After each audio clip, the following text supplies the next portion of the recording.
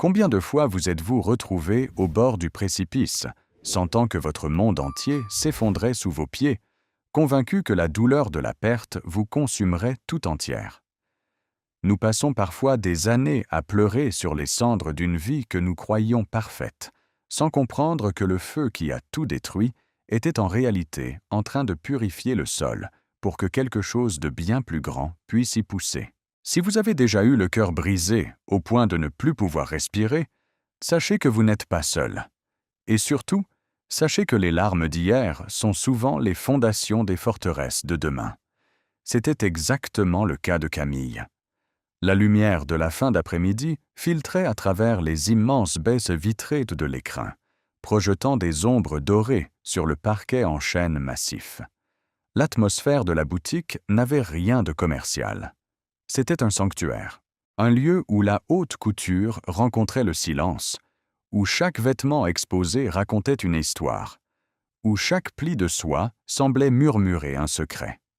Camille se tenait près de la grande fenêtre, ses doigts fins caressant distraitement le velours d'un mannequin.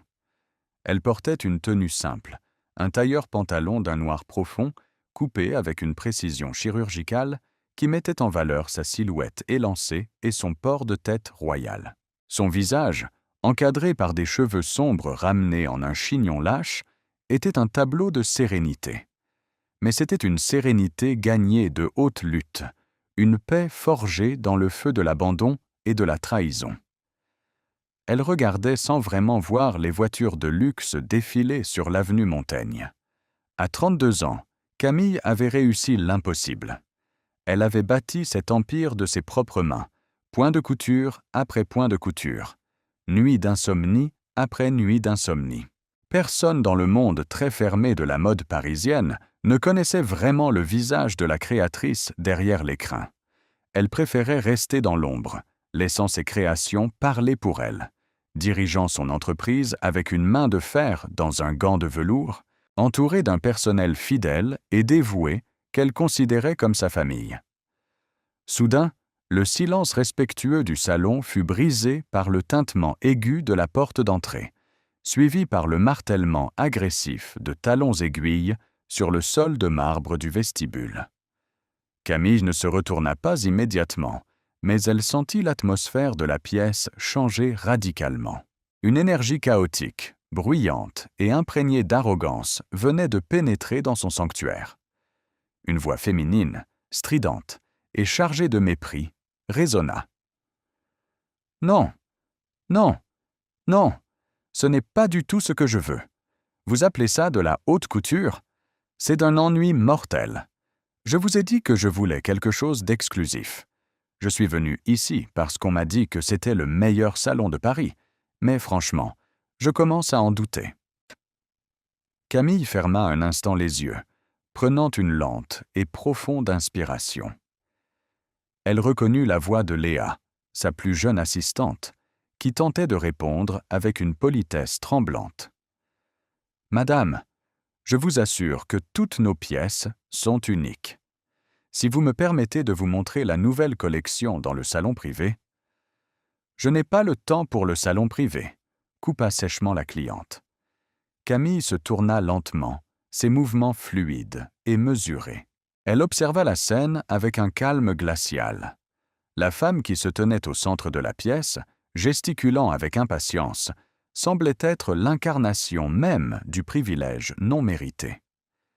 Elle était jeune, probablement à peine 25 ans, vêtue de marques de la tête aux pieds d'une manière qui criait l'argent sans pour autant murmurer l'élégance. Ses cheveux blonds étaient parfaitement lissés, son maquillage impeccable, mais son visage était déformé par une grimace de mécontentement permanent. C'était Chloé. Bien sûr, Camille ne connaissait pas son nom à cet instant, mais elle connaissait parfaitement ce genre de personnes. Des gens qui pensaient que le monde entier avait une dette envers eux, simplement parce qu'ils possédaient un compte en banque bien garni. Léa, la jeune assistante, serrait nerveusement un carnet contre sa poitrine, ses yeux cherchant désespérément de l'aide en direction de Camille. C'est alors que le regard de Chloé se posa sur le fond de la pièce. Son expression changea instantanément, passant de l'agacement à une convoitise féroce. Elle venait de voir la robe émeraude. Isolée sous une cloche de verre subtilement éclairée, la robe n'était pas un simple vêtement. C'était l'âme de Camille, matérialisée en tissu. Faite d'une soie d'une teinte verte si profonde qu'elle semblait absorber la lumière pour la restituer sous forme de lueur liquide, elle était brodée de milliers de minuscules cristaux qui formaient des motifs de lierre montant le long du corsage, comme pour protéger un cœur vulnérable. Cette robe n'avait jamais été portée. Elle n'avait même pas de prix. Elle était le symbole de la résurrection de Camille, la première pièce qu'elle avait conçue après avoir décidé de ne plus jamais laisser personne la briser. « Ça » dit Chloé en pointant un doigt manucuré vers la vitrine. « Je veux ça. C'est exactement ce qu'il me faut pour le gala de charité de la fondation de mon fiancé. Emballez-la. » Léa blêmit. « Madame, je suis navré, mais cette pièce n'est pas à vendre. C'est une œuvre d'exposition. Elle appartient à la collection privée de la créatrice. » Le rire de Chloé fut sec, dénué de la moindre chaleur. « Tout est à vendre, ma petite. C'est juste une question de prix. Allez la chercher. Mon fiancé arrive d'une minute à l'autre et il paiera ce qu'il faudra. Je ne partirai pas d'ici sans cette robe. » Camille sentit une pointe familière d'indignation, mais elle la repoussa immédiatement pour laisser place à ce calme olympien qui la caractérisait désormais. Elle savait comment gérer ce genre de situation. Elle ne laisserait personne maltraiter son personnel ni profaner ce qu'elle avait construit. À pas lents et silencieux, elle s'approcha. Sa simple présence sembla faire baisser la température de la pièce de quelques degrés. « Bonjour, madame, » dit Camille, sa voix douce mais d'une fermeté absolue, comme de la soie enroulée autour d'une lame d'acier. « Je m'appelle Camille. Je gère ce salon. Y a-t-il un problème que je puisse résoudre ?» Chloé toisa Camille de la tête aux pieds. En voyant le tailleur noir sans aucun logo apparent et l'attitude effacée de Camille, elle conclut immédiatement qu'elle n'était qu'une supérieure hiérarchique de la jeune vendeuse terrorisée. Une employée, rien de plus. « Ah, la gérante. Parfait. » Chloé croisa les bras, un sourire hautain aux lèvres. « Votre petite employée ici présente refuse de me vendre cette robe verte. Je vous suggère de faire votre travail, de l'emballer et de me donner le prix, avant que je ne décide de laisser un avis qui ruinera la réputation de cet endroit prétentieux. » Camille soutint le regard de Chloé sans ciller. Elle ne ressentait aucune colère envers cette jeune femme, seulement une forme de pitié polie. Il est fascinant de voir comment le manque de profondeur émotionnelle essaie souvent de se masquer par l'arrogance matérielle. « Je crains que mon assistante ne vous ait dit l'exacte vérité, madame, » répondit Camille d'un ton égal. « Cette pièce est le cœur de l'écrin.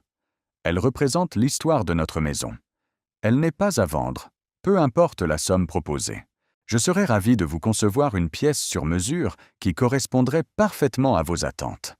Mais la robe émeraude restera exactement là où elle est. » Le visage de Chloé se crispa de fureur. Son illusion de contrôle venait de se heurter à un mur infranchissable. « Vous ne savez pas à qui vous parlez » siffla-t-elle, s'avançant d'un pas agressif vers Camille. « Vous n'êtes qu'une simple gérante de boutique. Mon fiancé est l'un des hommes les plus puissants de cette ville. Quand il va franchir cette porte, je vous assure que vous allez non seulement me donner cette robe, mais vous allez probablement perdre votre emploi par la même occasion. » Camille esquissa un sourire imperceptible, un sourire de politesse purement mécanique. « Je suis prête à prendre ce risque, madame. Je vous invite à patienter dans notre salon. Ou, si nos services ne vous conviennent pas, je vous souhaite une excellente fin de journée. » Chloé ouvrit la bouche pour hurler une nouvelle insulte, prête à faire un scandale, quand le tintement de la porte d'entrée se fit entendre à nouveau. L'air dans la pièce sembla soudain s'alourdir. Le bruit des pas qui s'avancèrent sur le marbre n'était pas rapide et nerveux comme celui de Chloé, mais lent, ancré, lourd de l'assurance d'un homme habitué à ce que le monde s'écarte sur son passage. « Un problème, chérie ?» La voix résonna dans le grand espace de la boutique. Une voix grave, légèrement éraillée, avec une intonation d'autorité, fatiguée. Camille cessa de respirer. Son cœur, qui battait calmement quelques secondes auparavant, s'arrêta net, avant de reprendre une course folle contre sa poitrine. Le monde autour d'elle sembla soudain perdre de sa netteté. Les murs de l'écrin, les robes de soie, le visage furieux de Chloé, tout se brouilla.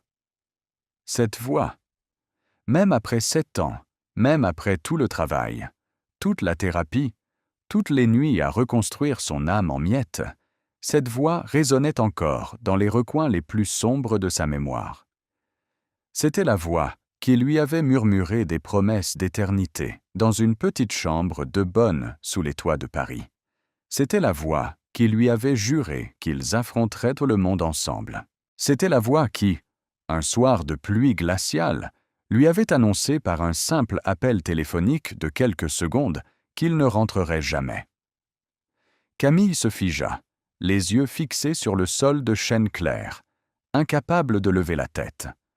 Ses mains, relâchées le long de son corps, se serrèrent lentement en poing jusqu'à ce que ses ongles s'enfoncent dans ses paumes, la légère douleur physique la forçant à rester ancrée dans le présent. « Ne craque pas, » se dit-elle. « Surtout, ne craque pas maintenant. »« Mon amour !» s'exclama Chloé, sa voix changeant du tout au tout, devenant mielleuse et plaintive. Elle courut vers l'entrée pour s'accrocher au bras de l'homme. « Ces employés sont insupportables. Je veux la robe verte là-bas, et la gérante refuse de me la vendre. Elle dit qu'elle n'a pas de prix. Fais-lui comprendre qui tu es, s'il te plaît. Dis-lui que tu peux acheter cette boutique entière si tu en as envie. » L'homme poussa un léger soupir, le soupir de quelqu'un de riche, las de devoir constamment résoudre avec son chéquier les caprices d'un monde qu'il méprisait en secret. « Écoutez, madame, » commença l'homme, sa voix se rapprochant. Le bruit de ses pas en cuir sur le parquet sonnait comme un compte à rebours avant une explosion fatale. « Je suis certain que nous pouvons trouver un arrangement raisonnable. Nommez votre prix. 10 000 20 000 € pour cette robe? Je fais un chèque immédiatement pour le dérangement, mais ma fiancée a eu un coup de cœur, et j'ai l'habitude de lui offrir ce qu'elle désire. » Camille sentit la chaleur monter à ses joues, non pas de honte, mais d'une rage froide et ancienne qui se réveillait de ses cendres. 20 000 €. Il pensait pouvoir acheter le symbole de sa douleur pour 20 000 €, pour satisfaire le caprice d'une enfant gâtée. Lentement, avec une dignité que seul le désespoir surmonté peut forger, Camille desserra les poings. Elle releva le menton, redressa les épaules et tourna finalement le visage vers lui. « L'argent n'achète pas tout, monsieur. » Les mots franchirent de ses lèvres dans un murmure clair, glacé, tranchant le silence de la pièce. Le regard d'Alexandre croisa le sien. Le temps s'arrêta. Il portait un costume sur mesure, d'un gris anthracite impeccable, son poignet orné d'une montre qui valait probablement le prix d'un appartement. Ses traits avaient mûri. Son visage s'était creusé de lignes de pouvoir et de stress. Ses cheveux sombres étaient parsemés de quelques reflets argentés aux tempes. Il était l'image même de la réussite, le portrait du milliardaire accompli qu'il avait toujours rêvé d'être. Mais à la seconde où ses yeux rencontrèrent ceux de Camille, toute cette aura de puissance, toute cette confiance inébranlable, s'évapora dans le vide. L'expression d'Alexandre se décomposa d'une manière si brutale, si absolue, que ce fut presque douloureux à regarder. Son visage perdit toute couleur, devenant d'une pâleur cadavérique. Sa mâchoire se décrocha légèrement, et un tremblement presque imperceptible s'empara de sa main droite, celle qui tenait mollement son carnet de chèques. Il ne vit plus la gérante de boutique. Il ne vit plus le somptueux salon parisien. Il vit la fille aux yeux rieurs qui partageait un bol de pâtes avec lui, quand il n'avait rien. Il vit la femme qu'il avait laissée derrière lui, abandonnée, détruite, pour épouser la fortune et la gloire. Camille? Son prénom s'échappa de ses lèvres comme un souffle rauque, comme si le simple fait de le prononcer lui déchirait la gorge. Il recula d'un demi-pas, comme frappé par une force invisible. Ses yeux cherchaient frénétiquement le visage de Camille, essayant de comprendre l'impossible. Comment était-elle là? Comment cette femme, qu'il croyait avoir écrasée sous le poids de son ambition, se tenait-elle devant lui avec une prestance de reine, sans la moindre trace de faiblesse dans le regard? Chloé, remarquant le changement soudain dans l'attitude de son fiancé, fronça les sourcils, passant son regard de Camille à Alexandre avec une incompréhension grandissante. « Alexandre, tu la connais ?» demanda-t-elle, sa voix teintée d'une méfiance nouvelle. « Qui est cette femme ?» Alexandre ne répondit pas. Il ne pouvait pas détacher ses yeux de Camille. Sa poitrine se soulevait de manière erratique, son souffle devenant court et saccadé. Le carnet de chèques en cuir qu'il tenait glissa de ses doigts engourdis et tomba sur le sol avec un bruit sourd, le bruit d'une illusion qui se brise. Camille le regarda. Elle le regarda vraiment, cherchant en elle la douleur qui l'avait torturée pendant des années. Mais à sa propre surprise, en voyant cet homme puissant, riche, trembler de tout son être devant elle, elle ne ressentit ni haine ni amour. Elle ressentit le triomphe silencieux de la guérison. Elle n'était plus la jeune fille naïve qui pleurait son absence. Elle était l'écrin. Elle était la maîtresse de ses lieux, la créatrice de son propre destin. Le bruit sourd du carnet de chèques en cuir heurtant le sol de marbre résonna dans le silence de la boutique, avec la violence d'un coup de tonnerre. Pourtant, aucun des trois ne bougea. Chloé, le visage figé par l'incompréhension, passait son regard de son fiancé à cette femme en tailleur noir, sentant confusément que le pouvoir venait de changer de camp sans en comprendre la raison. Alexandre, lui, semblait avoir oublié comment respirer. Ses épaules, d'ordinaire si droites, s'étaient affaissées.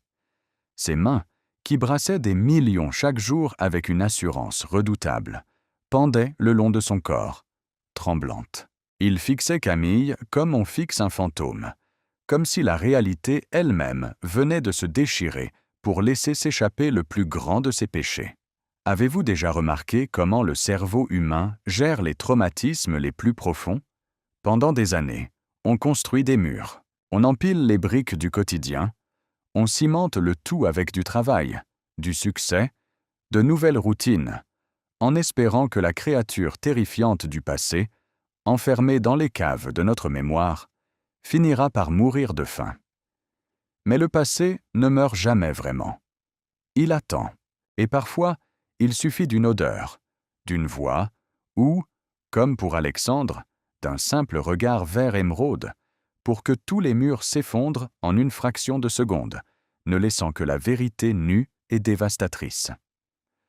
Pour Camille, cependant, ce n'était pas le passé qui ressurgissait pour la détruire. C'était le passé qui venait s'échouer sur les rives de sa nouvelle forteresse. Elle le regardait, et soudain, les dorures de l'écrin, les robes de soie et la lumière parisienne s'effacèrent. Elle fut violemment ramenée 7 ans en arrière.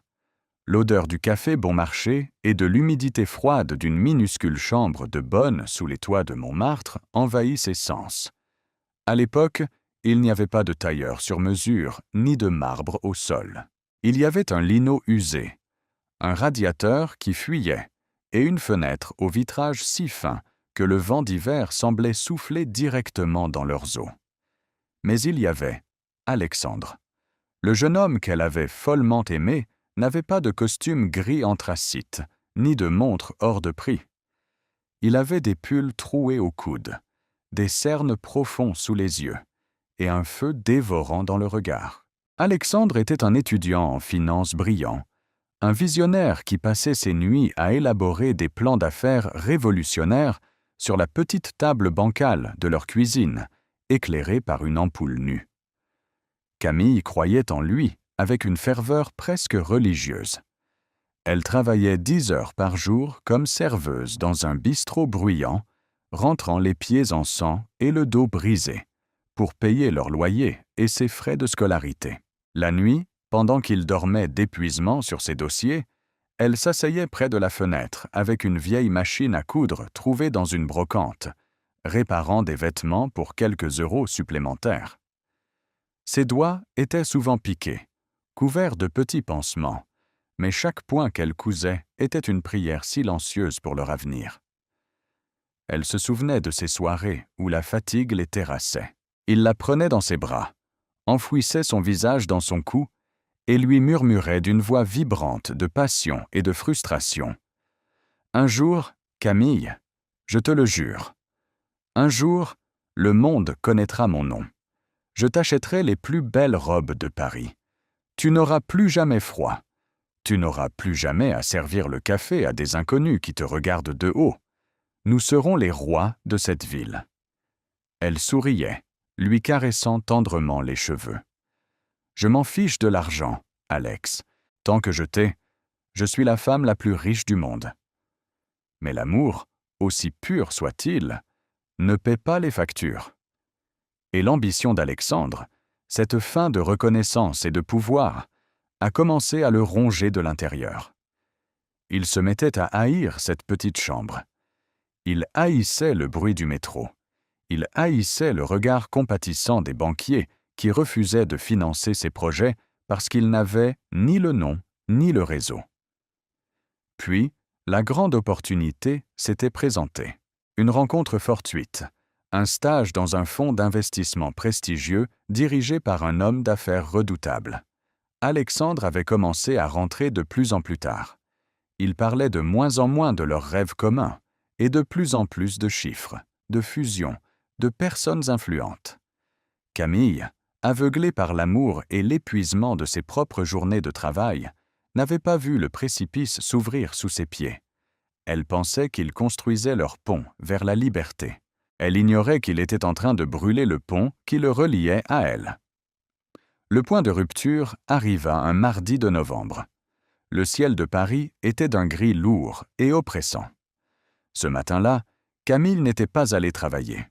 Elle avait un rendez-vous chez le médecin. Depuis plusieurs semaines, elle se sentait étrangement fatiguée, sujette à des vertiges inexplicables.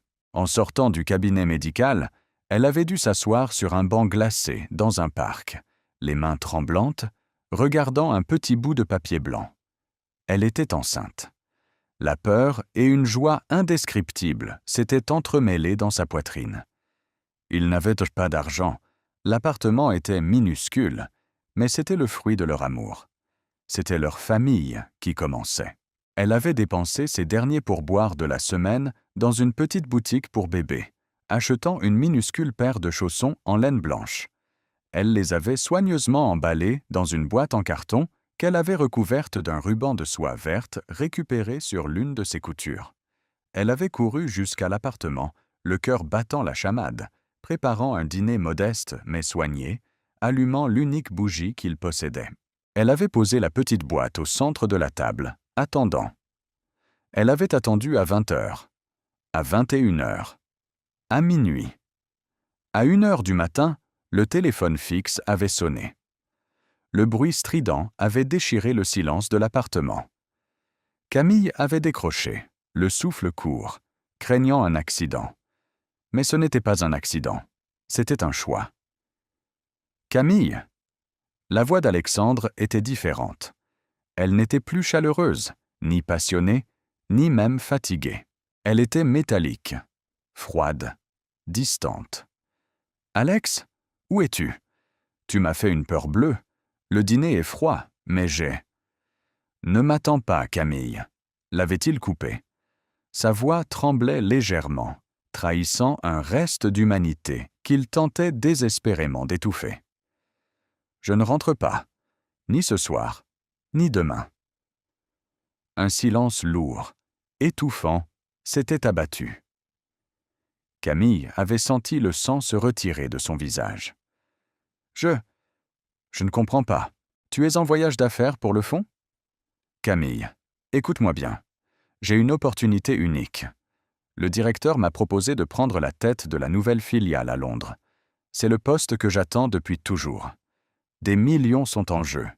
Mais cela implique d'entrer dans un certain cercle, de m'associer avec sa famille, de m'engager. Les mots flottaient dans l'air, toxiques et incompréhensibles. T'engager? Alex, de quoi parles-tu? Nous pouvons aller à Londres ensemble. Je peux trouver un travail là-bas, Non? Le mot était tombé, comme un coup près. Tu ne comprends pas. Pour avoir ce poste, pour avoir les fonds, je dois épouser sa fille. C'est un arrangement. C'est l'ascenseur social que je ne pourrai jamais prendre autrement. Je suis désolé, Camille. Je ne peux plus vivre dans cette pauvreté. Je ne peux plus supporter d'être un moins que rien. Cette vie va me tuer. Camille avait porté une main tremblante à son ventre, ses yeux fixés sur la petite boîte ornée du ruban vert. « Alex, s'il te plaît, ne fais pas ça. Nous allons y arriver. J'ai quelque chose à te dire. Quelque chose d'important. Il n'y a plus rien à dire. Ne me cherche pas. C'est fini. Je t'ai laissé une enveloppe avec de l'argent dans le premier tiroir de la commode pour payer les prochains loyers. Adieu, Camille. » Le clic de la ligne coupée s'était répercuté dans son crâne, encore et encore. Il l'avait quitté par téléphone. Après 5 ans de sacrifices, de nuits blanches, de faim partagée, de rêves chuchotés dans le noir, il l'avait effacé de sa vie en moins de 60 secondes, lui laissant de l'argent de poche comme on paie une dette honteuse. La douleur qui l'avait envahi à cet instant précis ne pouvait être décrite par des mots. C'était une agonie physique, une brûlure qui partait de sa poitrine et irradiait dans chacune de ses cellules. Elle était tombée à genoux sur le lino froid, serrant la petite boîte contre son cœur, hurlant à s'en déchirer la gorge, un hurlement de bête blessée que personne n'entendrait. Les jours qui suivirent ne furent qu'un brouillard d'obscurité. Elle avait cessé de manger. Elle avait cessé de dormir. Elle errait dans l'appartement comme un spectre, incapable de toucher à l'enveloppe remplie de billets qu'il avait laissés. Puis, le drame absolu frappa. Le chagrin n'est pas seulement une émotion humaine, c'est un poison qui attaque le corps. Le stress extrême, la dénutrition, le choc émotionnel d'une violence inouïe. Une nuit, 1 semaine après son départ, de terribles crampes l'avaient pliée en 2. Seule, terrifiée, elle s'était traînée jusqu'aux urgences. Mais il était trop tard. Dans une chambre d'hôpital froide, éclairée par des néons blafards, un médecin au visage compatissant lui avait tenu la main pour lui annoncer qu'elle avait perdu l'enfant. Ce jour-là, une partie de Camille est morte. La jeune femme douce, naïve et débordante d'espoir avait cessé d'exister sur ce lit d'hôpital. Lorsqu'elle est rentrée dans son appartement vide, elle n'a plus pleuré. Ses larmes étaient taries. À la place, une froide détermination s'était installée en elle, dure comme de la pierre. Elle avait pris la petite boîte avec les chaussons blancs, le test de grossesse et la dernière photo d'Alexandre qu'elle possédait, et les avait enfermés dans un coffret métallique qu'elle avait glissé sous son lit. C'était son cimetière intime. Puis, elle s'était assise devant sa vieille machine à coudre. Elle avait pris le seul tissu noble qu'elle possédait, un grand coupon de soie d'un vert émeraude profond qu'elle avait chiné des mois auparavant avec l'espoir de s'en faire une robe pour le jour de leur mariage. Elle avait commencé à couper. Elle avait commencé à coudre. Chaque coup de ciseau était une déclaration d'indépendance. Chaque point d'aiguille perçant le tissu était une réparation de son propre cœur brisé. Elle y avait passé des jours et des nuits, canalisant toute sa souffrance, toute sa colère, tout son amour avorté dans la création de ce vêtement. Elle l'avait brodé de cristaux qui ressemblaient à des larmes gelées, dessinant des lierres qui grimpaient pour protéger, pour fortifier. Cette robe l'avait sauvée de la folie. Elle était devenue son armure.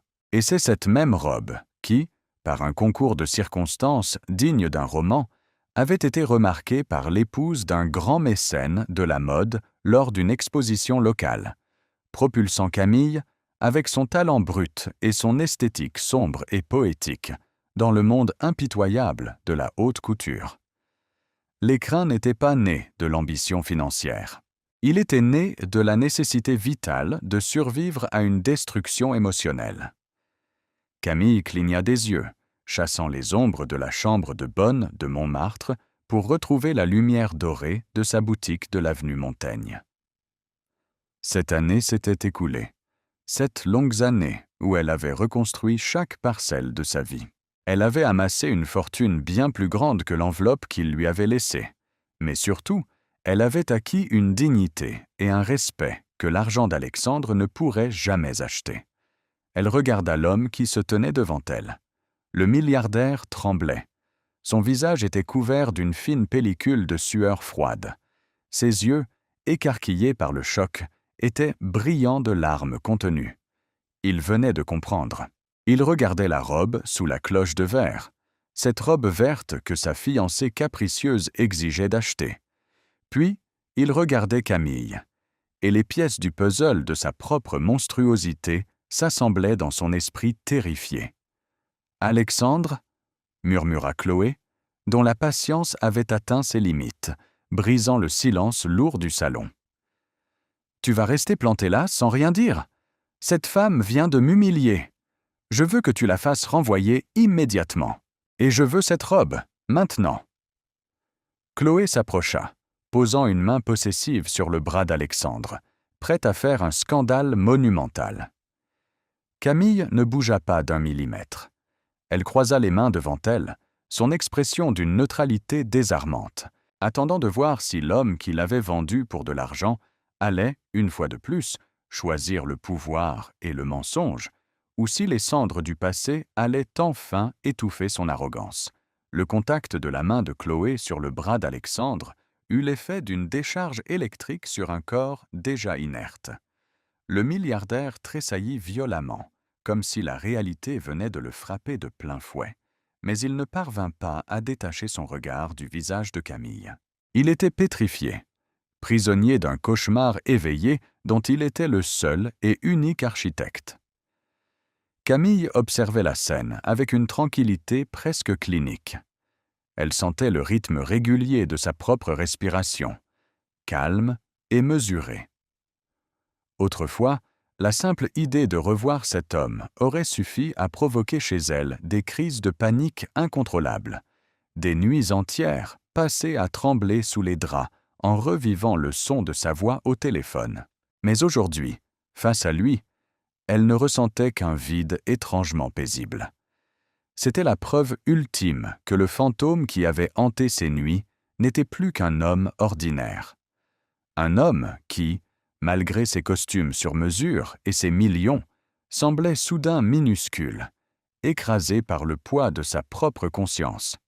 « Alexandre, bon sang, réponds-moi » s'exclama Chloé, sa voix montant dans les aigus, brisant l'atmosphère feutrée du salon. Son visage parfait était maintenant déformé par une colère capricieuse. Elle détestait être ignorée, et plus encore, elle détestait ne pas comprendre la dynamique d'une situation. Elle secoua le bras de son fiancé. « Tu vas laisser cet employé me parler sur ce ton? Je t'ai dit que je voulais cette robe. Si elle refuse de faire son travail, fais appeler le véritable propriétaire de cet endroit. Achète la boutique entière s'il le faut, mais je veux qu'elle soit renvoyée à la seconde où je sors d'ici. » Les mots de Chloé résonnaient de manière obscène entre les murs tapissés de soie de l'écrin. C'était le cri désespéré d'un privilège vide, l'illusion tragique que l'argent pouvait effacer la dignité humaine. Camille ne scia pas. Elle ne se défendit même pas. Elle laissa le silence s'installer après les cris de Chloé. Un silence lourd, pesant, qui mettait en évidence la vulgarité de la demande. Elle regarda Alexandre. Elle vit la sueur perler sur ses tempes grisonnantes. Elle vit sa pomme d'Adam monter et descendre, alors qu'il déglutissait difficilement. Il étouffait. Le col de sa chemise immaculée semblait soudain se transformer en corde autour de son cou. « Chloé » commença Alexandre, sa voix n'étant plus qu'un murmure rauque, brisé. Il tenta de dégager son bras de l'emprise de sa fiancée, un geste lent et lourd, chargé d'une immense fatigue. « Tais-toi, je t'en prie. Tais-toi. » Chloé recula d'un pas, choquée. Ses grands yeux bleus s'écarquillèrent. Jamais, depuis les 2 années qu'ils passaient ensemble, il ne lui avait parlé sur ce ton. Il l'avait toujours traitée comme une poupée de porcelaine précieuse, cédant à ses moindres caprices avec un sourire amusé, signant des chèques pour combler le vide abyssal de leur relation.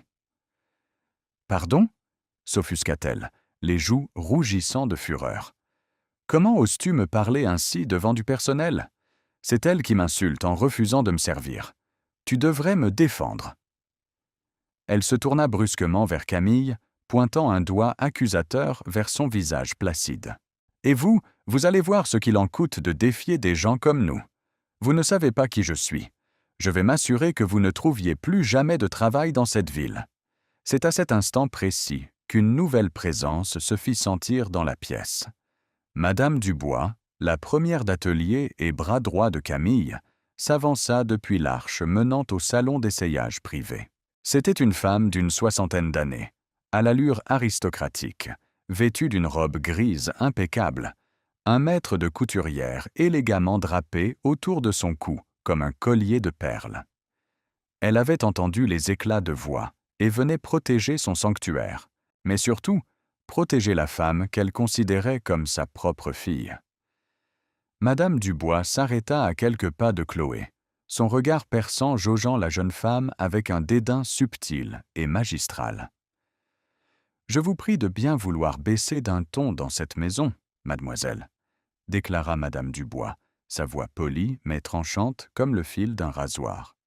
« Vous troublez la quiétude de nos autres clientes dans les salons adjacents, et surtout, vous faites preuve d'une grave méprise. » Chloé, outrée d'être réprimandée par une autre employée, haleta d'indignation.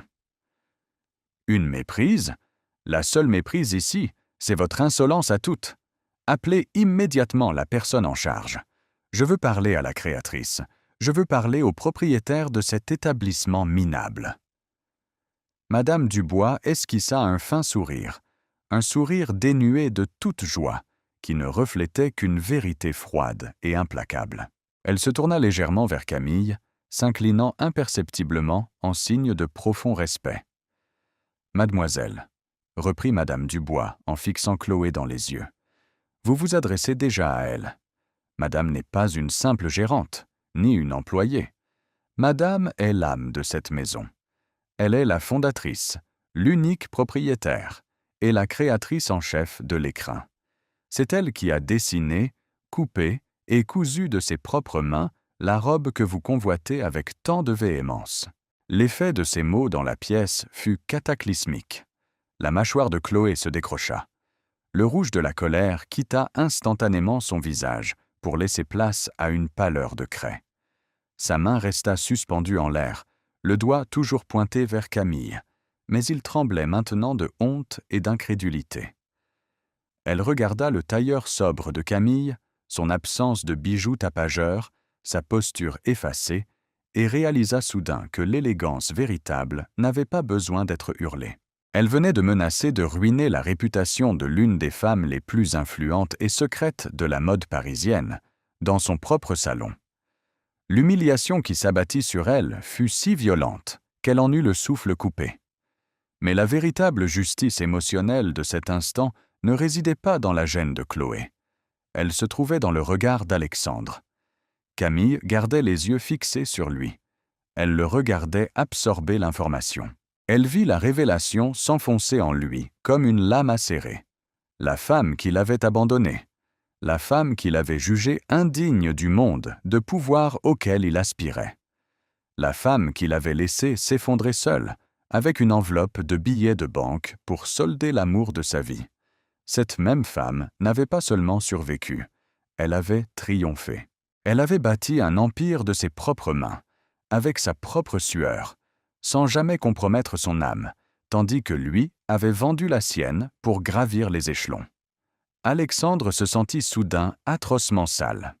Le costume de luxe qu'il portait lui parut être une armure de pacotille. Toute sa richesse, tout ce qu'il avait accumulé au cours de ces 7 dernières années, s'évaporait devant la dignité silencieuse de Camille. Il avait couru après l'or, et il se tenait maintenant devant une reine qui avait transformé ses propres larmes en diamants. « Camille !» souffla-t-il, la voix craquant sous le poids d'une émotion qu'il ne parvenait plus à contenir. Son regard était suppliant, rempli d'une détresse si vaste qu'elle aurait pu inspirer de la pitié à n'importe qui d'autre. Mais Camille resta de marbre. Elle inclina très légèrement la tête, un geste d'une politesse glaciale. « Madame Dubois a raison, monsieur, » dit-elle, sa voix claire et parfaitement posée, dépourvue de la moindre once de vengeance. C'était simplement un constat. « Cette maison m'appartient. Et les créations qui s'y trouvent racontent une histoire que votre argent ne pourra jamais effacer, ni acheter. Je pense qu'il est temps pour vous et votre fiancé de quitter ces lieux.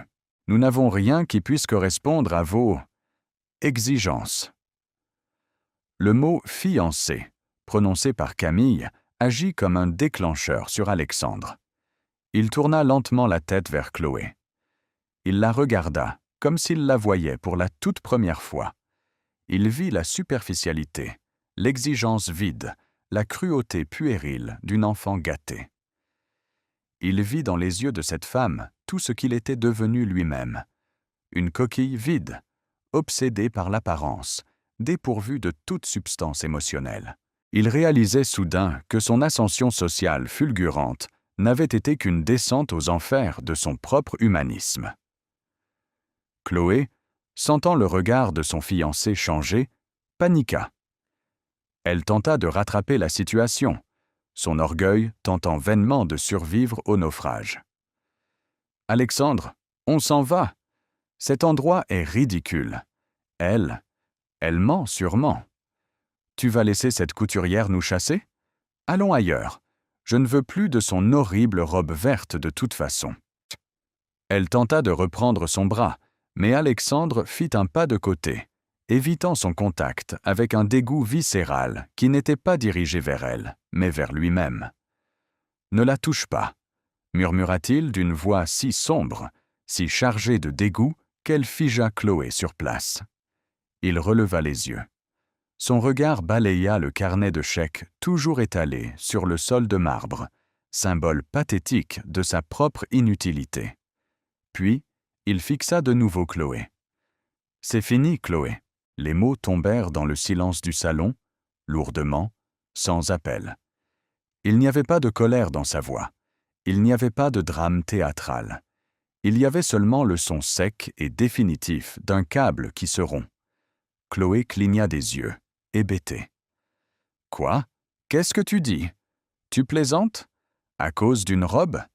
À cause d'une employée arrogante? » « Non, » répondit Alexandre, secouant lentement la tête. Ses yeux revinrent se poser sur le visage calme de Camille, cherchant désespérément un signe, une émotion, mais ne rencontrant qu'un miroir de glace dans lequel il devait affronter son propre monstre. « Pas à cause d'une robe, à cause de moi, à cause de ce que je suis devenu en t'épousant toi, ton monde, tes exigences. L'alliance que tu portes, garde-la. Le gala de demain, vas-y sans moi. Tout ce que nous avons, c'est un contrat matériel, et je viens de réaliser que je suis en faillite depuis très, très longtemps. » Chloé resta sans voix. Son cerveau, habitué à ce que tout s'arrange avec une carte de crédit noire, était incapable de traiter ce niveau de rejet émotionnel. Elle regarda les visages impassibles de Camille et de Madame Dubois, puis le visage ravagé de l'homme qu'elle était censée épouser le mois suivant. La honte, la colère et l'incompréhension se mélangèrent en une grimace laide. « Tu es fou !» cracha-t-elle, les larmes de rage montant finalement à ses yeux. « Tu es complètement fou. Mon père va te détruire pour ça. Tu n'es rien sans lui. Tu m'entends? Rien. » Alexandre eut un rictus douloureux. « Je le sais, et c'est exactement pour ça que je dois m'arrêter maintenant, avant de ne plus rien ressentir du tout. » Chloé poussa un cri de frustration étranglée, incapable d'en supporter davantage. Elle tourna les talons avec une violence inouïe. Le martèlement de ses talons aiguilles résonna frénétiquement sur le marbre, alors qu'elle fuyait la boutique, la porte d'entrée se refermant lourdement derrière elle dans un tintement de clochette qui marqua la fin d'une époque pour le milliardaire. Le silence retomba sur l'écrin, plus lourd et plus profond qu'auparavant. Léa, la jeune assistante, regardait la scène avec de grands yeux effarés, tandis que Madame Dubois s'éclipsait discrètement vers l'arrière-boutique d'un pas silencieux, emmenant le personnel avec elle. Elle savait que ce moment n'appartenait plus au monde des affaires. Il appartenait au passé intime de leur patronne. Camille et Alexandre se retrouvèrent seuls dans le grand espace de la boutique. Le soleil commençait à décliner sérieusement dehors, plongeant le salon dans des teintes crépusculaires, faisant briller la robe émeraude sous sa cloche de verre d'un éclat presque surnaturel. Alexandre semblait avoir vieilli de 10 ans en l'espace de quelques minutes. Ses épaules étaient affaissées, sa respiration était courte. Il regarda le sol, incapable de soutenir le regard digne et inébranlable de la femme qui l'avait brisé. Lorsqu'il releva enfin la tête, ses yeux étaient pâles et brillants. Les digues de sa retenue avaient relâché. « Je sais que je n'ai aucun droit, » commença-t-il, sa voix tremblant de manière incontrôlable, une vulnérabilité totale effaçant le masque du PDG impitoyable. « Je sais que ma simple présence ici est une insulte à ta réussite. Mais je t'en supplie, Camille, je t'en supplie, accorde-moi juste 1 minute. 1 minute dans ton bureau, loin de cet espace. Laisse-moi essayer de respirer. » Il ne demandait pas le pardon. Il ne demandait pas à s'expliquer pour excuser son acte. Il demandait simplement l'aumône d'un instant privé pour ne pas s'effondrer publiquement au milieu des ruines de sa propre vie. Camille le regarda longuement. Elle vit la détresse pure, non feinte, de cet homme. Et c'est là, dans cette capacité à observer la souffrance de son bourreau sans ressentir le besoin de l'écraser davantage, que résidait sa plus grande victoire. Elle n'était pas cruelle. Elle était juste guérie. Elle prit une lente inspiration, laissant l'air frais remplir ses poumons. « Suis-moi », dit-elle simplement. Elle se retourna, ses mouvements toujours aussi fluides et gracieux, et se dirigea vers le fond de la boutique, là où un lourd rideau de velours sombre cachait l'accès à ses appartements privés et à son bureau. Alexandre obéit, marchant derrière elle avec l'hésitation d'un condamné marchant vers l'échafaud. Le couloir qui menait au bureau de Camille était un contraste saisissant avec la luminosité éclatante de la boutique. Ici, les lumières étaient tamisées, chaudes. Les murs étaient tapissés de croquis originaux, d'échantillons de tissus épinglés, témoins silencieux de milliers d'heures de travail acharné. Une légère odeur de cèdre, de thé blanc et de craie flottait dans l'air, une odeur intime, réconfortante, qui rappela à Alexandre l'odeur du cou de Camille, des années auparavant, avant que le monde ne les sépare. Cette bouffée de mémoire olfactive lui tira une larme silencieuse qui roula le long de sa joue. Camille ouvrit la double porte de son bureau. C'était une pièce vaste mais intime, dominée par une immense table de coupe en bois brut, encombrée de rouleaux de soie et de ciseaux de tailleur. De grands fauteuils en cuir sombre invitaient à la réflexion. Sur les murs, aucune photo personnelle, seulement des œuvres d'art abstraits qui exprimaient des émotions brutes, des tempêtes de couleurs sombres traversées par des éclats de lumière. Elle entra la première et alla se placer derrière son grand bureau en noyer, posant ses mains à plat sur la surface lisse. Elle ne l'invita pas à s'asseoir. Elle créait volontairement une distance physique, une frontière invisible que son passé n'avait plus le droit de franchir. Alexandre referma la porte derrière lui avec une douceur infinie. Le cliquetis de la serrure marqua leur isolement total du reste du monde. Il resta debout, au milieu de la pièce, les bras ballants. Il la regarda. Vraiment, il chercha la jeune fille effrayée et dévouée qu'il avait connue, mais il ne trouva qu'une femme accomplie, une forteresse inexpugnable. Le silence dans le bureau était absolu. Il était si lourd qu'il semblait bourdonner aux oreilles d'Alexandre. C'était le silence de la culpabilité, le silence de 7 années de mots non dits, de larmes versées en solitaire, de trahisons non expiées. Il ouvrit la bouche pour parler, pour chercher une excuse, pour tenter de formuler des regrets, mais les mots restaient coincés dans sa gorge, étouffés par l'énormité de sa faute. Il baissa la tête, fermant les yeux avec force. Camille le laissa s'imprégner de ce silence. Elle n'allait pas lui faciliter la tâche. Elle savait que la vraie confrontation n'avait pas encore eu lieu. Il avait compris qu'elle avait réussi, oui, mais il ne savait pas encore le prix qu'elle avait dû payer pour cette réussite. Il ne connaissait pas encore le véritable secret enfoui sous la beauté de ses créations. Et alors qu'elle l'observait lutter contre ses propres démons dans l'espace sécurisant de son bureau, elle sut qu'il était temps de détruire la dernière illusion de cet homme. Il était temps de lui révéler ce que la robe émeraude cachait réellement dans ses plis de soie. Il y a des moments dans la vie où le silence devient si dense, si chargé de signification, qu'il prend l'apparence d'une entité physique. Un mur invisible et infranchissable qui se dresse entre deux âmes. Avez-vous déjà fait l'expérience de ce silence absolu face à la personne qui vous a causé la plus grande blessure de votre existence? Ce moment où les cris ne sont plus nécessaires, où la colère a été depuis longtemps consumée par les années, ne laissant derrière elle qu'une clarté effrayante. C'est dans ce silence que les véritables jugements sont rendus, non pas par un tribunal, mais par la conscience elle-même. Dans l'intimité du bureau aux murs recouverts de croquis, Alexandre suffoquait. L'air, parfumé de cèdre et de thé blanc, lui semblait irrespirable. Il se tenait au centre de la pièce, les bras tombants, le dos courbé.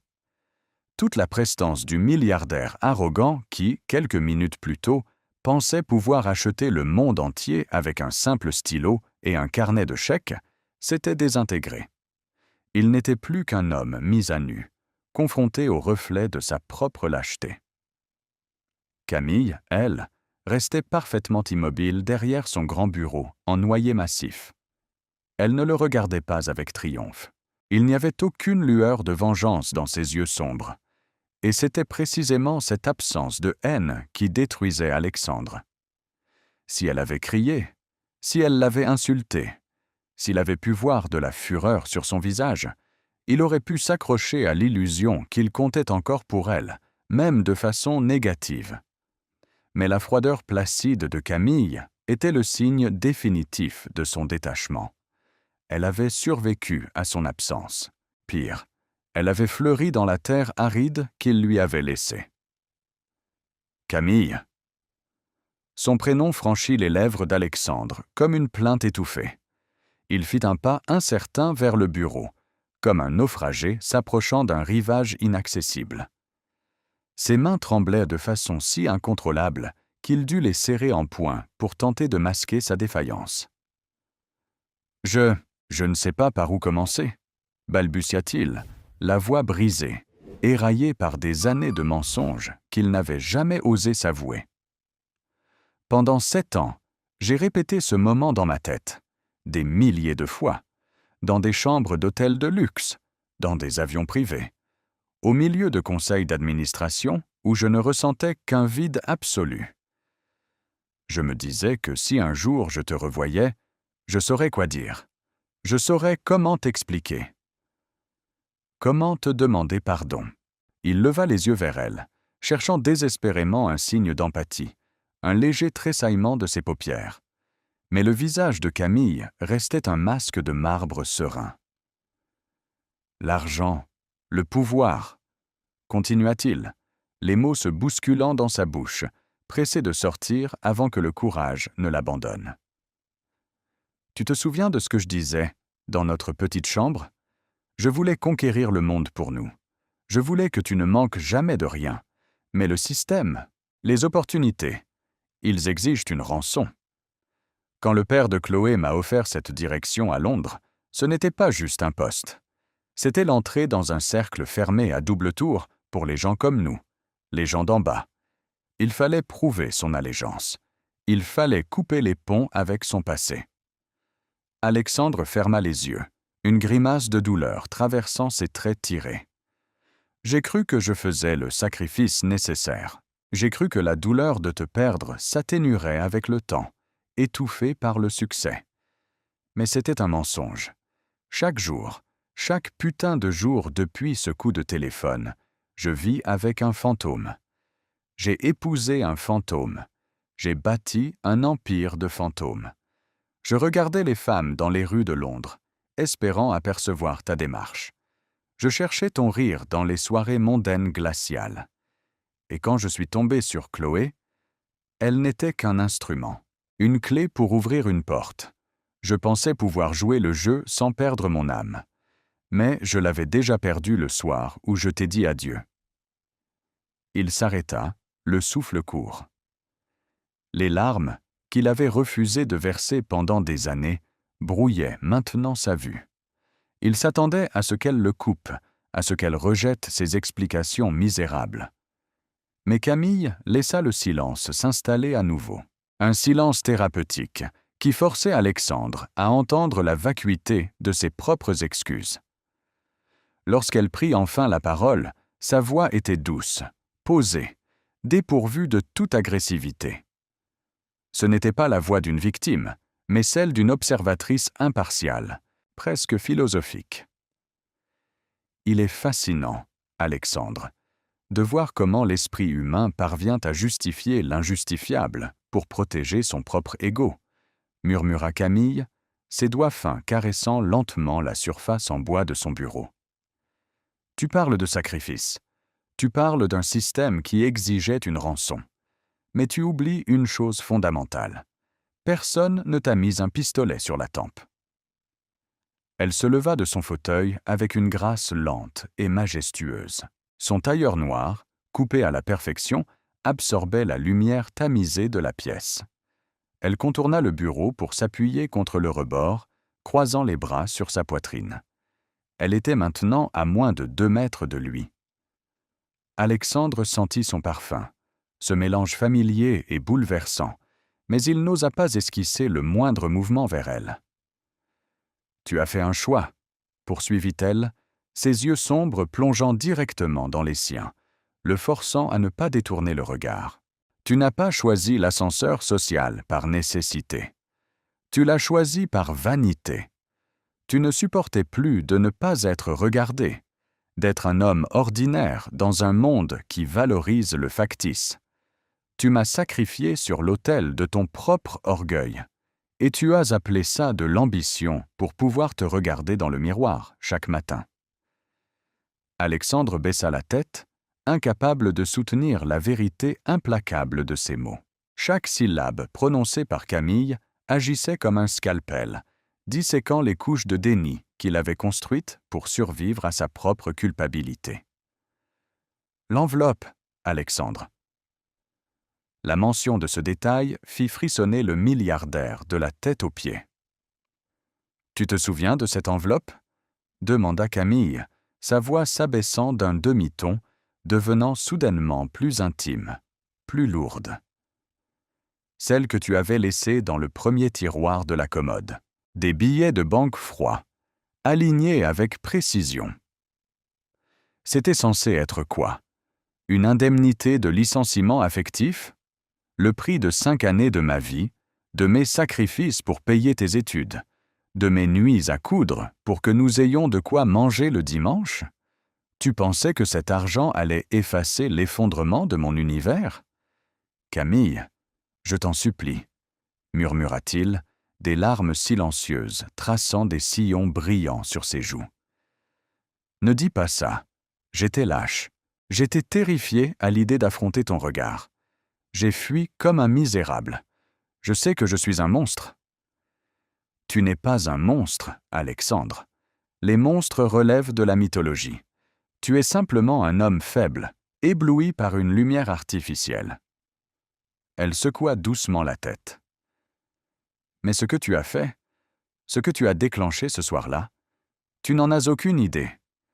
Tu penses m'avoir laissé simplement avec le cœur brisé et un loyer en retard. Tu penses que mon seul combat a été de pleurer ton absence. Camille se détacha du bureau. Elle s'avança lentement vers le mur du fond, là où un petit meuble en marqueterie était discrètement dissimulé dans l'ombre. Elle l'ouvrit avec une clé qu'elle portait toujours sur une fine chaîne en or sous son chemisier. Alexandre la regardait faire, le cœur martelant ses côtes avec une violence inouïe. Une peur sourde, glaciale, commençait à s'insinuer dans ses veines. Il y avait dans l'attitude de Camille une solennité qui dépassait le simple règlement de contes amoureux. Elle s'apprêtait à ouvrir une crypte. Elle revint vers lui, tenant entre ses mains une petite boîte en carton usé. Elle était recouverte d'un vieux ruban de soie verte, le même vert profond que la robe exposée sous la cloche de verre dans la boutique. Le regard d'Alexandre se fixa sur ce ruban. Sa respiration se bloqua. Une étincelle de mémoire traversa son esprit embrumé. La couleur. Le tissu. « Tu te souviens du soir où tu as appelé » demanda Camille, s'arrêtant à quelques pas de lui. Sa voix ne tremblait pas. Elle relatait les faits avec le détachement d'une survivante, racontant le jour de l'incendie qui a détruit sa maison. Le mardi 18 novembre. Il pleuvait. J'avais préparé un dîner. J'avais acheté une bougie. Et surtout, je t'avais dit au téléphone que j'avais quelque chose d'important à t'annoncer. Quelque chose que je voulais te dire avant que tu ne me coupes la parole pour m'annoncer ton départ pour Londres. Alexandre déglutit difficilement. Le souvenir de cet appel téléphonique était gravé au fer rouge dans sa mémoire. Le ton paniqué de Camille, sa supplication de l'écouter. Et lui, dans sa froideur calculée, qui lui avait raccroché au nez pour aller rejoindre le père de Chloé au restaurant. « Qu'est-ce que c'était » demanda-t-il, la voix à peine audible, craignant la réponse plus que la mort elle-même. Camille regarda la petite boîte, ses doigts effleurant délicatement le ruban vert. Ce matin-là, je n'étais pas allé travailler au bistrot. J'avais des vertiges depuis des semaines. Je m'évanouissais presque de fatigue. Je suis allé chez le médecin. Elle releva lentement les yeux vers Alexandre. Le silence qui suivit fut le plus long, le plus dévastateur de toute leur existence. J'étais enceinte de 8 semaines, Alexandre. Le monde d'Alexandre s'arrêta de tourner. Le choc fut si brutal, si absolu, qu'il eut l'impression qu'une poutre d'acier venait de lui fracasser le crâne. Ses genoux cédèrent sous lui, sans qu'il puisse les contrôler. Il s'effondra lourdement sur le sol du bureau, le bruit sourd de sa chute résonnant dans le silence absolu de la pièce. « Non » gémit-il, les mains plaquées contre son visage, secouant la tête frénétiquement, comme pour chasser cette vérité insupportable. « Non, non, non. Camille, dis-moi que ce n'est pas vrai. Je t'en prie. » « C'était notre enfant, » continua Camille, sa voix devenant soudainement un peu plus sourde, chargée du poids d'un deuil éternel. Elle ne bougea pas d'un pouce pour l'aider à se relever. Elle le regardait se tordre de douleur sur le parquet, purgeant enfin 7 années de mensonges. Ah, c'était le fruit de tout ce que nous avions construit dans cette minuscule chambre de bonne. J'avais acheté des chaussons. Ils sont dans cette boîte. C'était ce que je voulais t'offrir ce soir-là. Mais tu as choisi de raccrocher. Les sanglots d'Alexandre déchiraient l'air. C'étaient des cris animaux, arrachés du plus profond de ses entrailles. La réalisation de son acte ne se limitait plus à l'abandon d'une femme. Il avait abandonné sa propre chair, son propre sang, pour courir après des chèques et des dîners mondains avec des gens qu'il méprisait. Où est-il ? Réussit-il à articuler entre 2 spasmes de pleurs, levant vers Camille un visage ravagé, déformé par la souffrance pure. « Camille, je t'en supplie, dis-moi, qu'est-ce qui s'est passé ?» Camille ferma un instant les yeux. Le souvenir de la chambre d'hôpital revenait toujours avec son odeur d'antiseptique et sa lumière crue, mais elle avait appris à le dompter.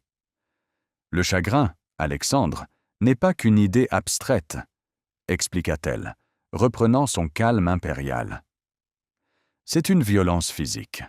Quand tu m'as annoncé au téléphone que tu me quittais pour épouser une autre femme par intérêt, quand j'ai compris que tu ne rentrerais plus jamais, mon corps n'a pas supporté le choc, le stress, la dénutrition, le désespoir absolu. Une semaine plus tard, j'ai été transporté aux urgences en pleine nuit. Seul. Et là, dans le froid et l'indifférence d'un hôpital public, j'ai fait une fausse couche. J'ai perdu cet enfant à cause du traumatisme de ton abandon. Un hurlement sourd s'échappa de la gorge d'Alexandre. Il se laissa tomber en avant, le front pressé contre le parquet sombre, ses poings martelant faiblement le sol. Il pleurait avec une intensité terrifiante, son corps entier secoué de spasmes violents. L'illusion de sa réussite venait d'exploser en 1 million de fragments tranchants qui lacéraient son âme. Il n'était pas un homme d'affaires brillant. Il était le fossoyeur de sa propre famille. Nous cherchons souvent à fuir nos responsabilités, espérant que le temps effacera les cicatrices que nous avons laissées sur le cœur des autres. Mais la vérité est une créature patiente. Elle attend toujours dans l'ombre, et lorsqu'elle frappe, elle le fait avec la précision d'un bourreau. Alexandre vivait cet instant précis. L'univers entier venait de s'effondrer sur ses épaules, et aucune somme d'argent, aucun costume sur mesure ne pourrait jamais le protéger de l'anéantissement moral qu'il traversait. Camille le contempla longuement. Elle se souvenait d'avoir été à sa place, sur le sol froid d'un appartement vide, hurlant à la mort. Mais aujourd'hui, en regardant cet homme brisé à ses pieds, elle comprit à quel point elle avait avancé. Sa guérison était totale, car elle ne désirait plus le voir souffrir. Elle ne tirait aucune joie de son effondrement. C'était simplement l'équilibre naturel de l'univers qui se rétablissait. La justice émotionnelle, dans sa forme la plus pure et la plus cruelle. La robe que ta fiancée voulait acheter tout à l'heure, la robe émeraude, reprit Camille, d'une voix qui surplombait les sanglots pitoyables du milliardaire. Alexandre cessa lentement de bouger, le souffle haletant, écoutant ces mots comme s'il s'agissait de sa sentence de mort. Elle n'a pas été créée pour être portée, révéla Camille, déposant délicatement la petite boîte sur le bureau avant de s'approcher de la baie vitrée de son bureau, tournant le dos à Alexandre. J'avais gardé ce coupon de soie verte pour le jour où nous nous marierions. Quand je suis rentrée de l'hôpital, vide, détruite, n'ayant plus aucune raison de vivre, j'ai pris mes ciseaux et j'ai cousu. Chaque point, chaque fil tiré sur cette robe, c'était une larme versée pour l'enfant que nous avions perdu, pour l'homme que tu étais, pour la naïveté qu'on m'avait volée. Les broderies en lierre sur le corsage, elles ne sont pas là pour faire joli. Elles sont les lianes qui ont poussé autour de mon cœur pour l'empêcher de s'arrêter de battre. Cette robe, Alexandre, c'est le linceul de notre passé. C'est l'incarnation physique de mon deuil. Elle se retourna pour lui faire face. C'est pour cela qu'elle n'a pas de prix. Et c'est pour cela que l'idée même que tu puisses l'acheter avec l'argent qui a servi à détruire ma vie est la plus grande des ironies. Alexandre se redressa péniblement sur ses genoux, le visage ravagé par les larmes, les yeux rougis, les traits affaissés. Il fixa le tailleur impeccable de Camille, son visage serein, sa force inébranlable. Il réalisa à cet instant l'immensité de la femme qu'il avait perdue. Elle n'était pas seulement résiliente, elle était devenue une force de la nature, forgée dans le feu de l'enfer qu'il avait lui-même allumé. « Que dois-je faire » murmura-t-il, la voix complètement morte, dépourvue de toute espérance. C'était la question d'un homme qui venait de perdre tout repère, qui savait que son argent ne lui serait plus d'aucun secours, que ces relations mondaines n'avaient plus aucun sens. « Dis-moi ce que je dois faire, Camille. Je donnerai ma fortune entière. Je donnerai ma vie pour pouvoir effacer cette nuit-là. Comment puis-je expier ça? Comment puis-je réparer ce que j'ai fait ?»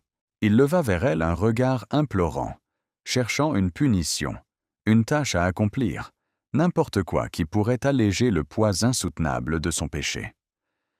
Mais Camille secoua lentement la tête, un voile de tristesse douce passant furtivement dans ses yeux. « C'est là que réside ta plus grande erreur, Alexandre. Tu penses toujours en termes de transactions. Tu crois que tout peut être réparé, racheté, compensé. Mais le cœur humain ne fonctionne pas comme un bilan comptable. Il n'y a pas de chèque assez grand pour ressusciter ce qui est mort. » Elle fit quelques pas vers lui, s'arrêtant juste assez près pour qu'il puisse sentir la chaleur de sa présence, mais gardant la distance infranchissable qui séparait désormais leurs deux mondes. « Tu ne peux pas me réparer, parce que je ne suis plus cassé, » déclara-t-elle avec une certitude absolue qui résonna dans le bureau comme un chant de victoire silencieux. « J'ai ramassé mes propres morceaux. J'ai recollé les fragments avec de l'or. Je suis devenue la reine de mon propre royaume. La vérité, Alexandre, c'est que tu n'es plus mon problème. Tu n'es plus ma douleur. Tu es le fantôme de ton propre passé, et c'est toi qui es brisé aujourd'hui. C'est ton âme qui saigne sur le sol de ce bureau, pas la mienne. » Les mots de Camille s'abattirent bord lui, non pas comme des coups, mais comme une pluie de vérité purificatrice et douloureuse. Elle ne lui offrait aucune absolution, car elle savait que le véritable pardon ne se donne pas. Il s'acquiert par un cheminement personnel, long et solitaire. « Je n'ai besoin de rien de ta part, » continua-t-elle, abaissant la voix pour lui donner une résonance presque intime. « Ni de ton argent, ni de tes regrets, ni de ta présence. L'homme que j'ai aimé est mort dans cette chambre de bonne il y a 7 ans. L'homme qui se tient devant moi aujourd'hui n'est qu'un étranger qui s'est perdu en route. » Elle le regarda une dernière fois, imprimant l'image de cet homme vaincu dans sa mémoire, pour clore définitivement ce chapitre de sa vie. « Il est temps pour toi de partir, Alexandre. » L'ordre fut donné doucement, sans colère, mais avec une autorité absolue. Alexandre resta figé un instant, espérant contre toute attente un geste, un mot qui laisserait entrevoir une lueur d'espoir. Mais la porte du cœur de Camille était close, scellée par les années de survie et le sang d'un enfant non né. Il rassembla le peu d'énergie qui lui restait pour se lever. Il vacilla sur ses jambes, s'appuyant lourdement sur le bord d'un fauteuil. Il n'était plus qu'une ombre. Il ajusta machinalement la veste de son costume de luxe, un geste pathétique pour tenter de retrouver une contenance qui n'existait plus. Il ne dit pas un mot de plus. Il n'y avait plus rien à dire. Il tourna les talons, marchant lentement, lourdement vers la porte du bureau. Il posa la main sur la poignée en laiton, la baissa avec lenteur et sortit dans le couloir sans un regard en arrière. La porte se referma dans un léger clic. Camille resta seule dans le silence de son bureau. Elle se tourna vers la baie vitrée, regardant la nuit parisienne qui commençait à s'installer. Les lumières de la ville scintillaient comme des milliers d'étoiles tombées sur terre.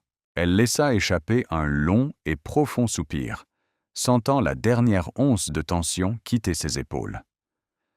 Le monstre avait été affronté, et il n'était fait que de fumée et de regrets. Elle s'approcha du bureau, posa une main délicate sur la petite boîte ornée du ruban vert, et sourit d'un sourire infiniment triste et beau à la fois. Elle était libre, totalement libre. L'avenir s'ouvrait devant elle, immense et lumineux, pendant que dans l'ombre des rues de Paris, un homme commençait la plus longue et la plus terrifiante des descentes aux enfers, la descente vers lui-même. Avez-vous déjà observé la nature après le passage d'une tempête dévastatrice? Sur le moment, il ne reste que la désolation. Des branches arrachées, de la terre retournée, un silence de mort. On pourrait croire que tout est fini, que la vie a définitivement déserté les lieux. Mais si vous revenez quelques mois plus tard, vous remarquerez quelque chose de fascinant. C'est précisément là où la foudre a frappé le plus fort, là où la terre a été violemment retournée, que les jeunes pousses sont les plus vigoureuses. L'épreuve ne détruit pas toujours. Parfois, elle laboure l'âme pour la rendre capable d'accueillir une graine nouvelle, bien plus forte que la précédente. La vraie question n'est pas de savoir si nous allons être brisés par la vie, car nous le serons tous un jour. La question est de savoir ce que nous allons choisir de bâtir avec nos propres morceaux. Les semaines qui suivirent cette fin d'après-midi dans le bureau de l'écrin eurent le goût de la cendre pour Alexandre. La descente aux enfers qu'il avait amorcée en franchissant la porte de la boutique ne fut pas seulement psychologique, elle fut totale, absolue et, étrangement, volontaire. Il n'y eut pas de cris, pas de grand scandale public, du moins pas de son fait. La rupture avec Chloé fut aussi froide et chirurgicale que l'avait été son propre cœur pendant 7 ans. Face aux menaces du père de la jeune femme, un homme d'affaires redoutable, habitué à briser les carrières de ceux qui le contrariaient, Alexandre n'avait opposé qu'un sourire las. Il avait posé les clés de son bureau sur la table en verre du conseil d'administration, avait signé les documents de cession de ses parts dans le fonds d'investissement et était parti sans un regard en arrière. Il avait abandonné ses costumes sur mesure dans la penderie de son immense appartement parisien, qu'il avait immédiatement mis en vente. Il ne chercha pas à recontacter Camille. Il ne lui fit livrer ni fleurs, ni bijoux, ni lettres enflammées. Il savait, avec la lucidité terrifiante de ceux qui ont touché le fond, que la moindre tentative d'intrusion dans sa vie serait une insulte supplémentaire.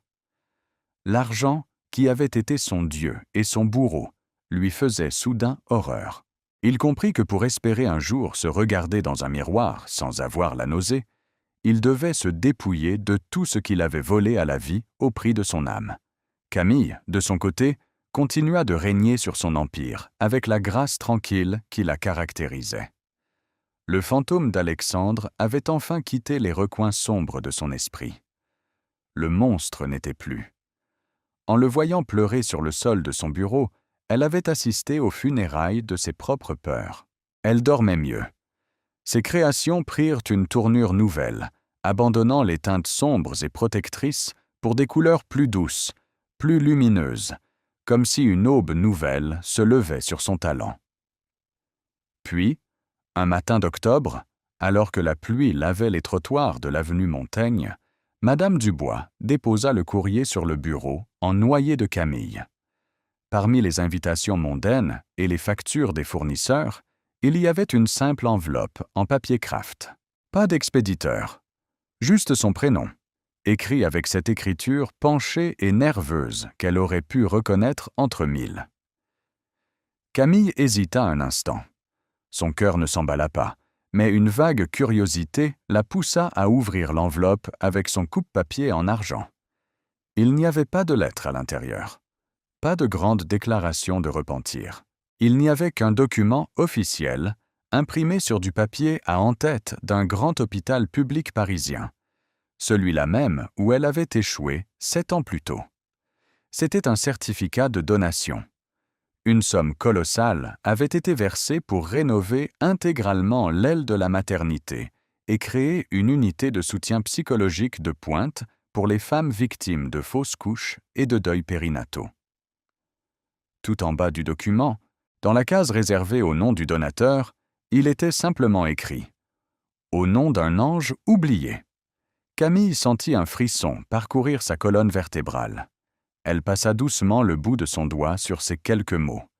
Une petite note manuscrite, sur un carré de papier blanc, glissa de l'enveloppe et tomba sur le bureau.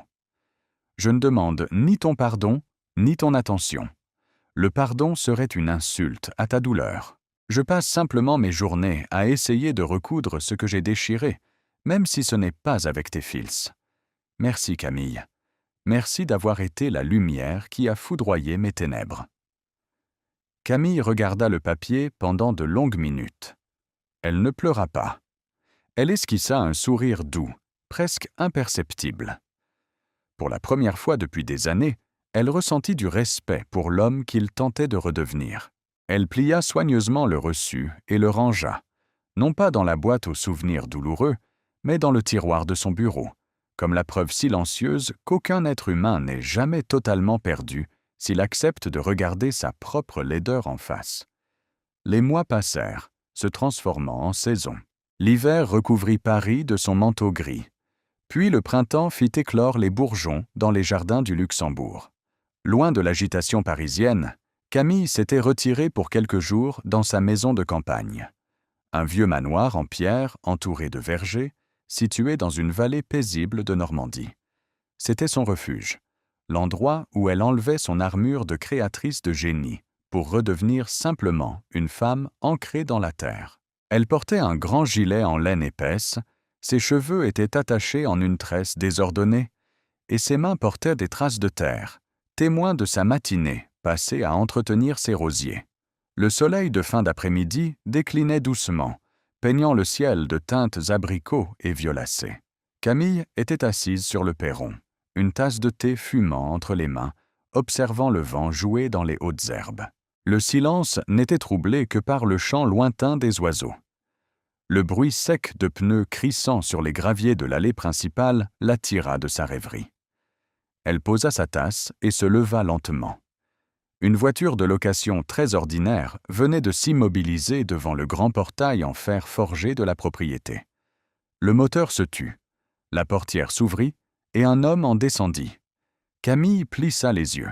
La distance et la lumière du crépuscule rendaient la silhouette floue, mais son instinct la reconnut avant même que ses yeux ne puissent confirmer. C'était Alexandre.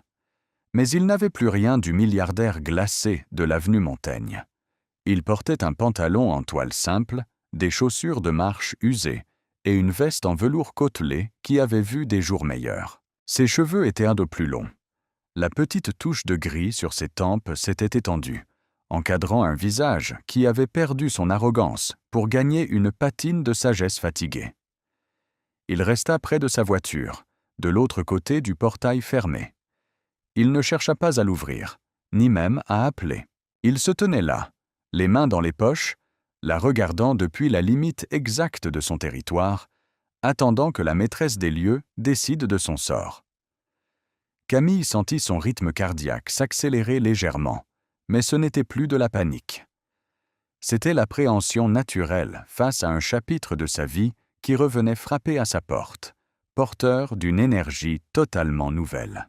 Elle descendit les quelques marches du perron et marcha lentement sur l'allée de gravier, le bruit de ses pas brisant le silence de la campagne.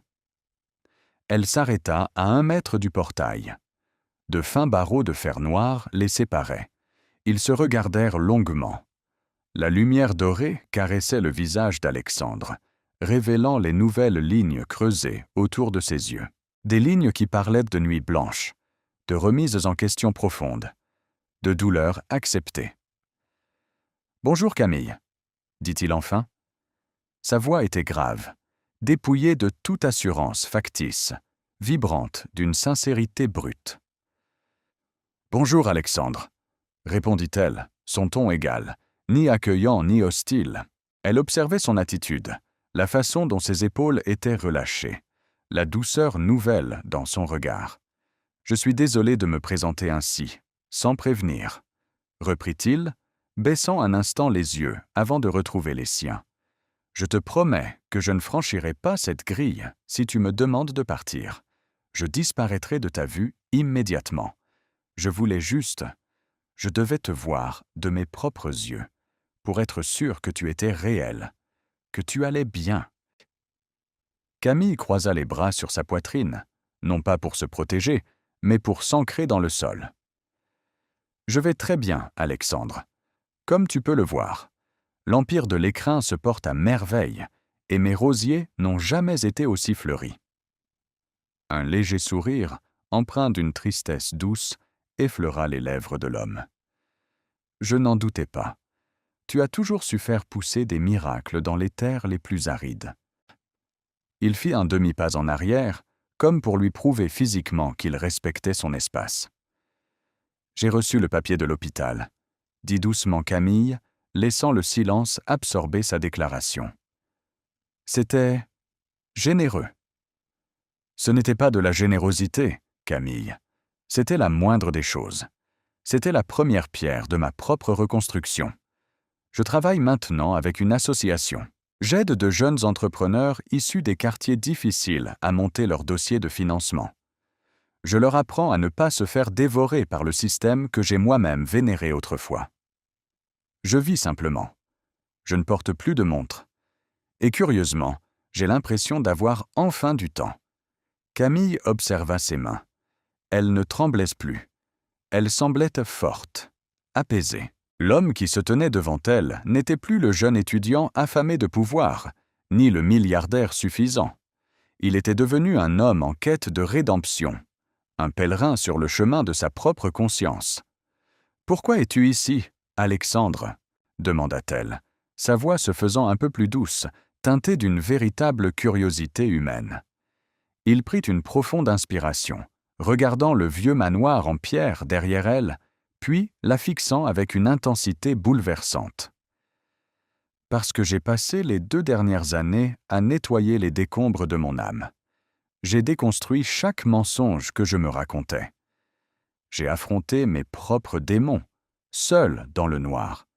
Et quand j'ai eu fini, quand j'ai enfin réussi à me pardonner un tout petit peu d'avoir été le lâche qui t'a détruite, j'ai réalisé qu'il ne me restait plus qu'une seule vérité. » Il fit un pas de plus vers la grille, ses mains enserrant doucement les barreaux froids en fer forgé. « Je ne viens pas te demander de m'aimer, Camille. Je ne viens pas te demander de reprendre notre histoire là où je l'ai assassinée. Ce serait indécent. Je viens simplement te demander l'autorisation de ne plus être ton bourreau dans tes souvenirs. Je viens te demander l'honneur d'être ton ami. De pouvoir parfois t'écrire, de pouvoir parfois te voir sourire, même si c'est de loin. Parce que le monde est infiniment plus beau quand j'ai le droit de savoir que tu en fais partie. » La vulnérabilité de sa déclaration flotta dans l'air tiède de la fin du jour. Ce n'était pas une manipulation. Ce n'était pas une tentative de reconquête déguisée. C'était la prière d'un homme qui avait traversé son propre purgatoire et qui espérait simplement pouvoir s'asseoir un jour dans la lumière de la femme qu'il admirait le plus au monde. Camille le regarda, et pour la première fois depuis cette nuit tragique de novembre, dans leur chambre de bonne, elle vit l'Alexandre qu'elle avait aimé.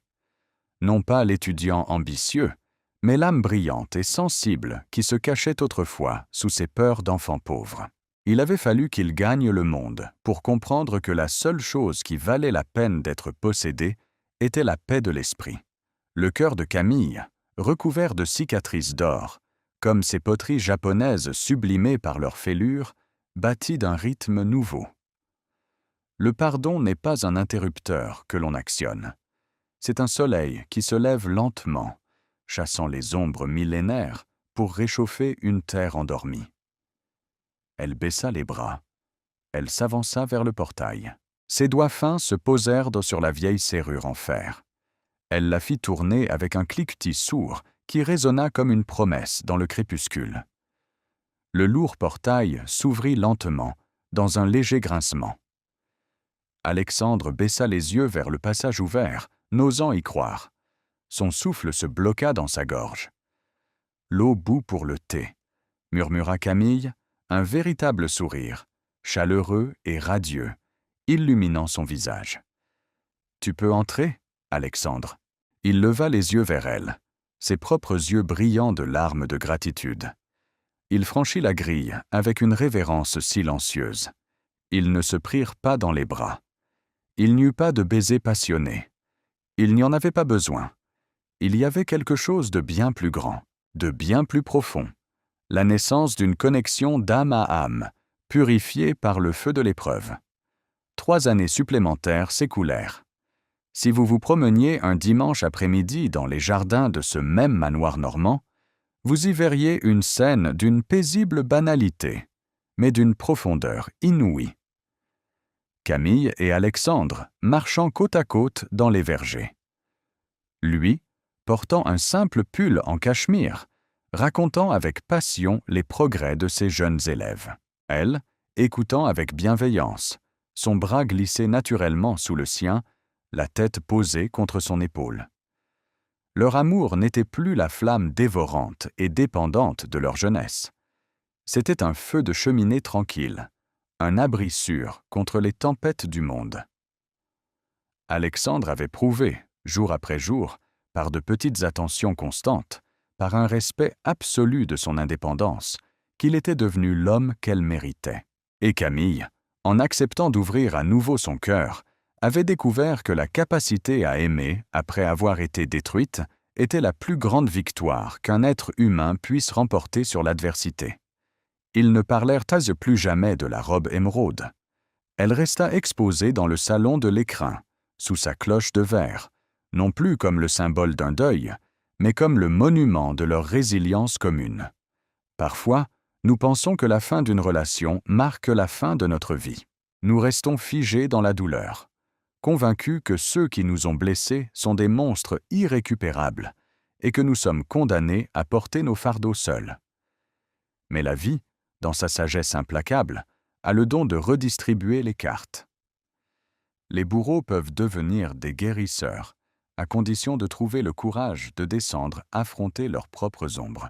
Et les cœurs brisés, lorsqu'ils choisissent de ne pas céder à l'amertume, développent une capacité d'amour et d'empathie qui défie l'imagination. Il n'y a pas de situation désespérée. Il n'y a que des chapitres inachevés. Le pardon ne signifie pas excuser le passé. Il signifie choisir de ne pas lui laisser détruire l'avenir. Si l'univers vous a mis à genoux, c'est peut-être simplement pour vous apprendre à prier pour une force nouvelle, avant de vous offrir la plus belle des secondes chances. La vôtre.